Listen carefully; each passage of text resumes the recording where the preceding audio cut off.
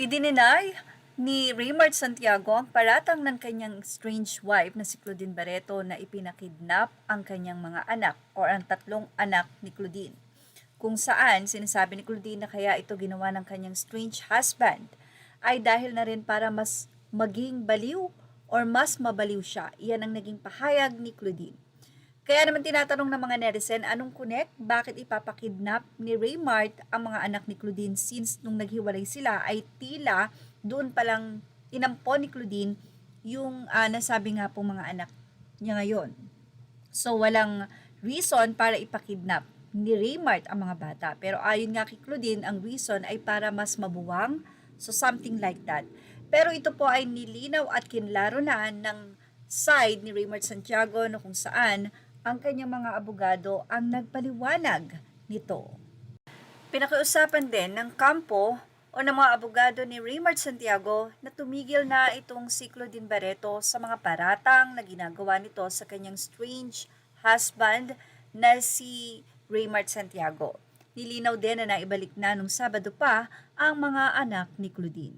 Kung ano man ang rason ay hindi pa nga daw nagre-response itong si Claudine Barreto sa naging tanong ng fast talk sa kanya or anumang paliwanag kung bakit nasabi niya na kinidnap ang kanyang mga anak at naghihinala siya na ang nasa likod nito o kasabwat ay ang kanyang strange husband na si Raymart Santiago. Ilang mga netizen naman ang naniniwala na kailangan na ng help nitong si Claudine at sana nga daw ay matulungan ito ng kanyang pamilya. Narito po ang mga anonymous commentator mula sa artikulo ng Fashion Police. Say ng isang netizen, this girl is crazy at kaya hindi nagpapagamot dahil ang daming enabler fans na as if siya pa ang kawawa. May kumakalat na video niya ngayon na recent lang binuksan na ice cream pizza grocery inamoy dan binalik ang ganda-ganda pero squammy kalurks. I think she's not crazy, she's just a little unwell. Say naman ng isa, her ex-husband made her crazy even up to now. Ayaw pirmahan ng deed of sale na pera ni Claudine naman ang pinangbili. Mas makapal yung ganon kaysa magbukas ng ice cream pin. Baka naman yun po ay isa lamang content. Well, sa ibang komento ay nagtatalo na nga sila.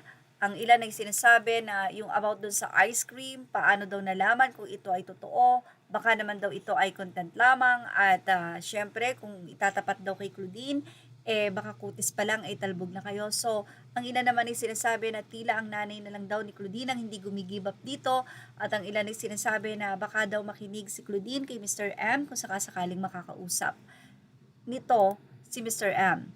Ang iba ay I pray that Claudine gets the help she needs. Say naman ng isa, agree, kawawa din. Yes, matagal na siyang ganyan ang issue. I think kaya hindi pa talaga siya nakakabalik full-time sa showbiz. Suggestion naman ng isa, JJ Gretchen and Inday Barreto should seriously consider getting Claudine the help she needs. Kawawa yung mga anak niya. Images are all credit to the rightful owners. Please like, share, and subscribe. And thank you for watching Showbiz Now.